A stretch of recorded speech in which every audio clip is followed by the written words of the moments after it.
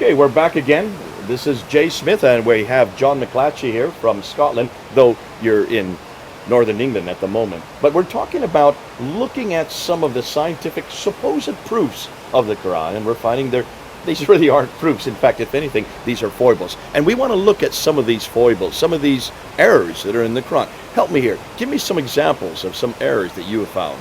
So in Surah 18, for example, Surah Al-Kahf, which is in verse 86, we read about the kind of... Let me read it, and then we'll go ahead and unpack it. And this is what it says. Until when he reached the setting place of the sun, he found it setting in a spring of black, muddy water, and he found near it a people. Okay? Right, and so this account concerns a man called Dhul Qarnain in the Qur'an. Who's Dhul Qarnain? Well, Quranic commentators differ on this, but most Quranic commentators, there's a general consensus that it's Alexander the Great. And according to this passage, this verse in verse 86, he travels so far west that he finds the setting place of the sun and finds it setting into a pool of muddy water, murky water, and finds there's a people living nearby. And we, of course, know that there isn't actually a place where the sun sets. I mean, an Islamic response might be that it's just using the language of appearance, and so it's setting into the water, and it was just a nice sunset. But it actually says there was a people living nearby where the sun set. And we know, of course, that just doesn't happen. Now, let me just carry on from that. He then runs to the east. Yeah. Actually, he then runs to the east and sees it coming out. Yeah. So, and the people are burned by the sun. They're so close they get burned by the sun. Yeah. And then he runs to the north, and he sees a big wall made out of iron and brass from mountain to mountain. Now, let me think. Alexander the Great lived in 3rd century BC. Yeah. A wall that would keep an entire army out from one mountain to the other. There's a mountain there. We have a huge valley in between. A wall that tall, made out of iron and brass, don't you think someone would have observed it? I would have thought so, yeah. That would have been one of the greatest wonders of the world, of the ancient world, if anybody could build a wall out of iron and brass in the 3rd century BC. Why is it no one noticed it? I don't know. Maybe the Quran was just wrong. You've got some real problems in this story of Dhul Qarnain. But I love that one. Setting in the water, muddy water, obviously it's pre-scientific. This is nothing more than a fable. Exactly. We know where that comes from. Do you know where that is sourced? Where is that sourced? It's actually sourced by Heraclius. This is a tract Heraclius wrote in 630 AD about himself. Wow. When he defeated the Persians. He says, remember Dhul Qarnain, remember Alexander the Great. 900 years ago. He talked about this great man who went to the west and he went to the east. He saw the sun set in the water. He saw it rise up. He came to the people who were being attacked by these evil people from across the mountain. And so he built up this wall to protect these people. But he said there will be a man coming who will defeat those people from across the mountains. Right. I am he.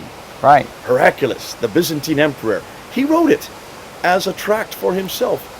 That finds its way into Surah 18. Yeah. It's nothing more than a tract, a political tract. And you can look at some of the Hadith sources to see how the early Muslims actually interpreted those texts. And so you can look, for example, you can look at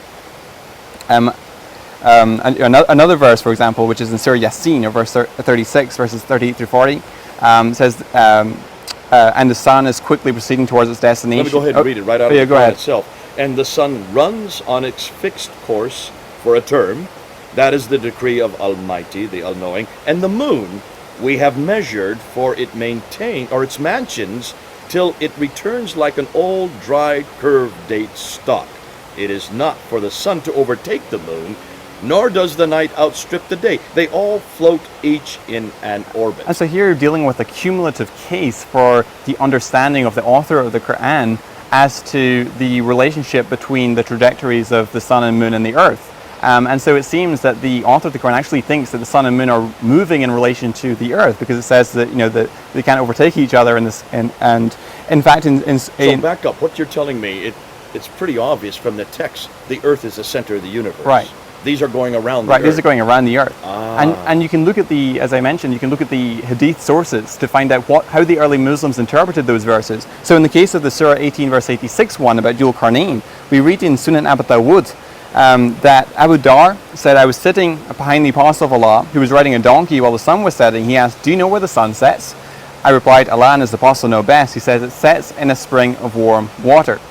And so it's clearly that there's actually a physical location in the early Islamic understanding, the understanding of the early generation Muslims as to where the sun actually sets.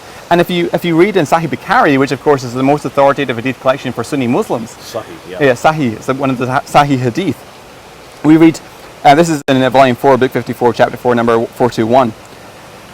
Narrated Abu Dar, the Prophet asked me at sunset, "Do you know where the sun goes at the time of sunset?" I replied, "Allah and His Apostle know better." He said, "It goes till it prostrates itself underneath the throne and takes the permission to rise again. And it is permitted, and then a time will come when it will be about to prostrate itself, but its prostration will not be accepted. And it will ask permission to go on its course, but it will not be permitted. But it will be ordered to return when it has come, and so it will rise in the west." And that is the interpretation of the statement of Allah, and the sun runs its fixed course for a time decree. That is the decree of Allah, the exalted in might, the all-knowing. And so it's very clear how the early generation Muslims understood those verses in a very literal way. That with chapter 36, Surah 36, it's obviously from what you've just told me, from both Dawud and Bukhari, it's the sun that does the moving. Yeah, exactly. It's the sun that gets the permission. Right. It's the sun that actually goes into the water and comes up out of the water. Right. And the earth is the one that sits still. Right. Whoa, you got a real problem here. Yeah, real problem. But pre-scientific man would have thought this.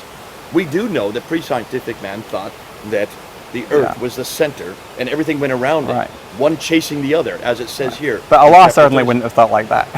No, not if this is really from God. Right, exactly. He would not have made that mistake. That's great, John. Thank you so much. This has been terrific. We'll look at some other material. Stay with us. We're still going to unpack a few of these scientific problems. Good to have you.